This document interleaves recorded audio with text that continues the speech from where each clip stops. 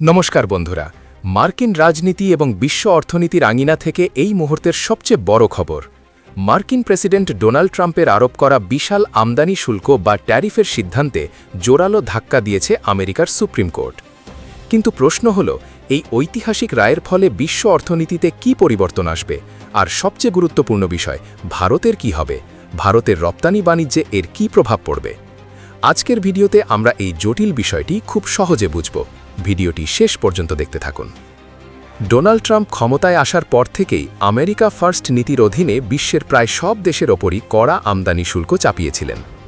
এর জন্য তিনি 1977 সালের international emergency economic powers act বা IEEPA নামের একটি জরুরি আইন ব্যবহার করেছিলেন।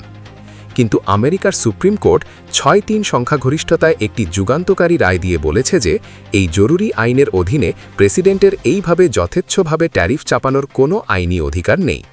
প্রধান বিচারপতি জন রবার্টস তার রায়ে স্পষ্ট জানিয়েছেন যে শুল্ক নির্ধারণের ক্ষমতা শুধুমাত্র মার্কিন কংগ্রেসের হাতে, প্রেসিডেন্টের নয়।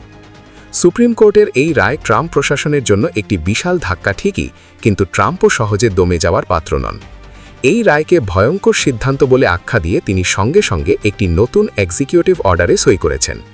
1974 সালের ট্রেড অ্যাক্টের 122 নম্বর ধারা ব্যবহার করে তিনি আগামী 150 দিনের জন্য বিশ্বজুড়ে সমস্ত আমদানির ওপর সাময়িকভাবে 10% গ্লোবাল ট্যারিফ বা শুল্ক জারি করেছেন। অর্থাৎ একদিক থেকে শুল্ক বাতিল হলেও তিনি অন্য আইনি পথে নতুন করে শুল্ক চাপিয়ে দিয়েছেন। এবার আসি সবচেয়ে গুরুত্বপূর্ণ প্রশ্নে, ভারতের কি হবে? সুপ্রিম কোর্টের এই রায় এবং ট্রাম্পের নতুন পদক্ষেপের ফলে ভারত আসলে সাময়িকভাবে কিছুটা সুবিধাই পেয়েছে।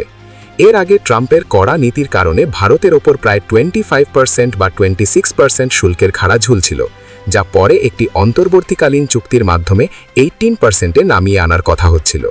কিন্তু সুপ্রিম কোর্টের রায়ের ফলে সেই পুরনো চড়া শুল্ক নীতি বাতিল হয়ে গেছে। আর হোয়াইট হাউসের নতুন ঘোষণা অনুযায়ী এখন ভারতকে সাময়িকভাবে মাত্র 10% শুল্ক দিতে হবে। অর্থাৎ ভারতের রপ্তানিকারক সংস্থাগুলো আগের 18% বা 25%-এর বদলে এখন 10% শুল্কের মুখোমুখি হবে। এটি ভারতের তৈরি পোশাক, ওষুধ, চামড়াজাত দ্রব্য এবং আইটি শিল্পের জন্য একটি বড় স্বস্তির খবর। তবে মনে রাখবেন, আমেরিকার এই রাজনৈতিক ও আইনি লড়াই এখনই শেষ হচ্ছে না। ট্রাম্প আগেই হুঁশিয়ারি দিয়েছেন যে তিনি অন্যান্য আইনি পথে শুল্ক আদায় করবেন।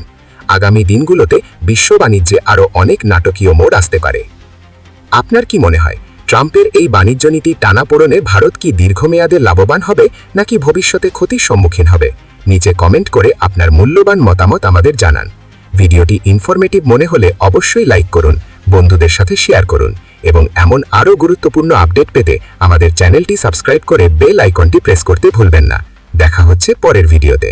ভালো থাকবেন।